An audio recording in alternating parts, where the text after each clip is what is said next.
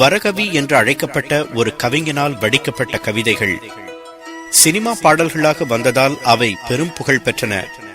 ஆனால் சினிமா நமக்கு காட்டாத இன்னும் பல அரிய கவிதைகளை தமிழ் உலகுக்கு தந்திருக்கிறார் அந்த அமரகவி. அவர்தான் மீசை கவிஞன் என்றும் முண்டாசு கவிஞன் என்றும் தமிழ் இலக்கிய உலகம் போற்றும் மகாகவி பாரதியார். அவருக்கு கவிதை என்ற வானம் வசப்பட்ட கதையை தெரிந்து கொள்வோம்.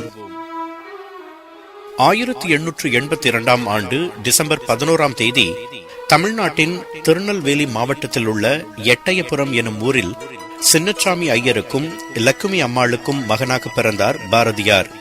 அவருக்கு பெற்றோர் இட்ட இயற்பெயர் சுப்பிரமணியன். சுப்பையா என்று அவரை செல்லமாக அழைத்தனர்.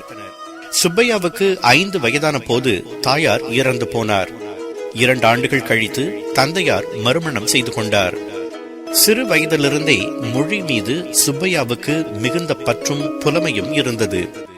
7 வயதிலேயே அவர் கவிதைகள் எழுத தொடங்கினார். அவருக்கு 11 வயதான போது அவரது கவி பாடும் ஆற்றலையும் புலமையையும் வியந்து பாராட்டி அவருக்கு பாரதி என்ற பட்டத்தை வழங்கினார் எட்டயபுர மன்னர்.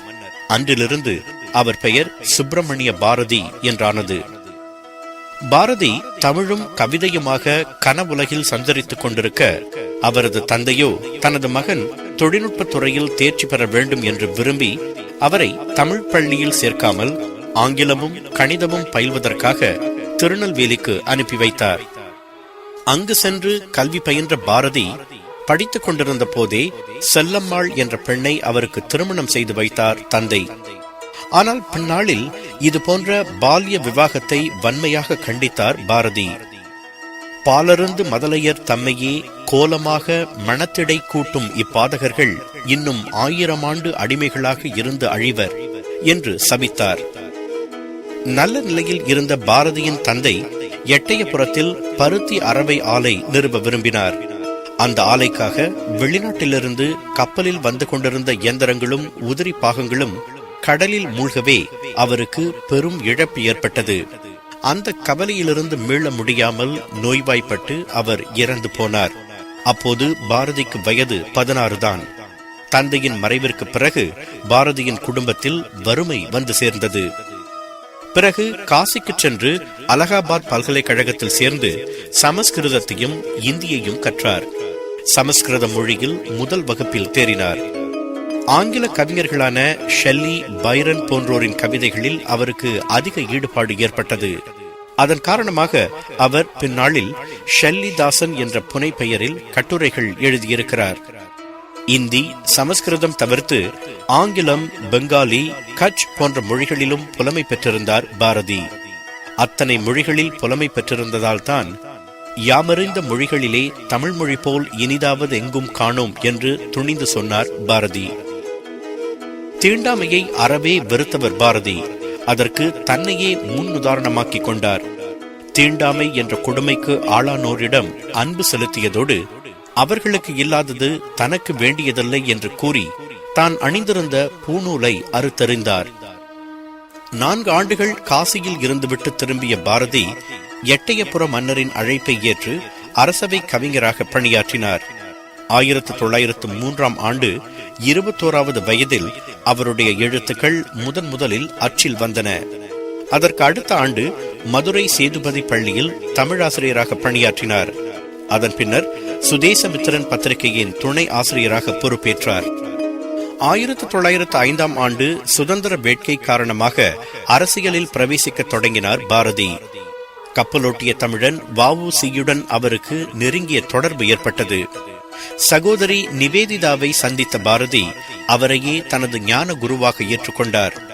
1907 ஆண்டில் இந்தியா எனும் வார ஏட்டையும் பாலபாரதம் என்ற ஆங்கில இதழையும் பொறுப்பேற்று நடத்தினார். அப்போது பாரதியின் கவனம் இந்திய சுதந்திர போராட்டத்தின் பக்கம் திரும்பியது. சுதந்திரத்தை வலியுறுத்தும் கட்டுரைகளையும் தலையங்கங்களையும் பிரசுரித்தார். வ.உ.சி.க்கு விதிக்கப்பட்ட இரட்டை ஆயுள் தண்டனையை கடுமையாக கண்டித்து கட்டுரைகள் எழுதினார். பிரிட்டிஷ் ஆட்சியாளர்களின் கவனம் அவர் பக்கம் திரும்பியது. பாரதியை கைது செய்ய முனைந்தனர். அதனை அறிந்த பாரதி தன் நண்பர்களின் வற்புறுத்தலின் பேரில் பிரெஞ்சு நாட்டின் ஆதிக்கத்தின் கீழ் இருந்த பாண்டிச்சேரியில் சில காலம் தலைமறைவாக வாழ்ந்தார். அவ்வாறு வாழ்ந்த போதுதான் கண்ணன் பாட்டு, குயில் பாட்டு, பாஞ்சாலி சபதம் போன்ற புகழ்பெற்ற அமர கவிதைகள் பலவற்றை எழுதினார். அதோடு 1912ஆம் ஆண்டு பகவத்கீதையை தமிழில் மொழிபெயர்த்து வெளியிட்டார் பாரதி. பாண்டிச்சேரியில் இருந்தவாறே அவர் இந்தியா பத்திரிகை மூலம் தொடர்ந்து சுதந்திர வேட்கையை தூண்டிவிடும் கட்டுரைகளை எழுதினார். பாரதியின் குரலுக்கு தமிழ்நாட்டில் பலத்த ஆதரவு பெருகுவதை கண்ட பிரிட்டிஷ் ஆட்சி இந்தியா பத்திரிகைக்கு தடை விதித்தது. 1918ஆம் ஆண்டு பாண்டிச்சேரியிலிருந்து வெளியேறிய பாரதி தமிழ்நாட்டு எல்லையில் பிரிட்டிஷ் போலீசாரால் கைது செய்யப்பட்டு 34 நாட்கள் காவலில் வைக்கப்பட்ட பிறகு விடுவிக்கப்பட்டார். விடுதலையானதும் கடையம் எனும் ஊரில் குடியேறினார் பாரதி. அங்கு வறுமையில் வாடிய அவர் தனது சிரமத்தை விவரித்து எட்டயபுரம் மன்னருக்கு கடிதம் எழுதினார். ஆனால் பாரதிக்கு எந்த உதவியும் கிட்டவில்லை. பாரதியின் மனைவி செல்லம்மாள் வீட்டின் வறுமை தெரியாமல் கணவரை பராமரித்தார். அத்தகைய மனைவி வாய்த்ததால் தான் குடும்ப கவலையே இல்லாமல் தமிழ் பணியிலும் பொது வாழ்விலும் ஈடுபட முடிந்தது பாரதியால். வறுமையில் கூட பாரதியிடம் தன்மானமும் செருக்கும் இருந்தது. பொதுவாக கொடுக்கிற கை மேலேயும் வாங்குகிற கை கீழேயும் இருக்கும். ஆனால் அந்த இலக்கணத்தையும் மாற்றினார் பாரதி. ஒருமுறை அவருடைய பணக்கார நண்பர் தட்டில் பணமும் பட்டாடையும் வைத்து அவரிடம் நீட்டினார். தட்டை உமது கையிலேயே வைத்தரும் என்று கம்பீரமாய் சொன்னபடி தமது கைகளால் அவற்றை எடுத்துக் கொண்டாராம் பாரதி. கவிராஜன் என்பதால் அத்தனை மிடுக்கு என்று கூறுகிறது ஒரு குறிப்பு. மனிதர்களுக்கு மட்டுமல்ல, எல்லா உயிர்களுக்கும் வயிறு நிறைய வேண்டும் என்று விரும்பியவர் பாரதி. அதனால் வீட்டில் செல்லம்மாள் வைத்திருந்த கொஞ்சம் அரிசியையும் காகங்களுக்கு வாரி இறைத்துவிட்டு மதியம் உண்ண உணவில்லாமல் அவர் பசியோடு இருந்த நாட்களும் உண்டு. காக்கை குருவி எங்கள் ஜாதி என்று பாடியவராயிற்றே அவர். ஒரு சமயம் நண்பர் ஒருவர் தமக்களித்த பட்டாடையை வழியில் மேலாடையின்றி அவதிப்பட்ட ஓர் ஏழைக்கு போர்த்தி மகிழ்ந்தார் பாரதி என்றும் ஒரு குறிப்பு கூறுகிறது. இப்படி தான் வறுமையில் வாடிய போது கூட மற்றவர்களுக்கு வாரி வழங்கினார் அந்த மகாகவி. ஆனால் அவரது வாழ்க்கையில் வறுமையை தந்த இயற்கை அவரது ஆயுளிலும் தாராளம் காட்ட மறுத்துவிட்டது. 1921ஆம் ஆண்டு ஜூலை மாதம் தான் வழக்கமாக செல்லும் திருவல்லிக்கேணி பார்த்தசாரதி கோவிலுக்கு சென்றார் பாரதி. எதிர்பாராவிதமாக அந்த கோவில் யானை அவரை தூக்கி எறிந்தது. அதனால் பலத்த காயமுற்று நோய்வாய்ப்பட்டார்.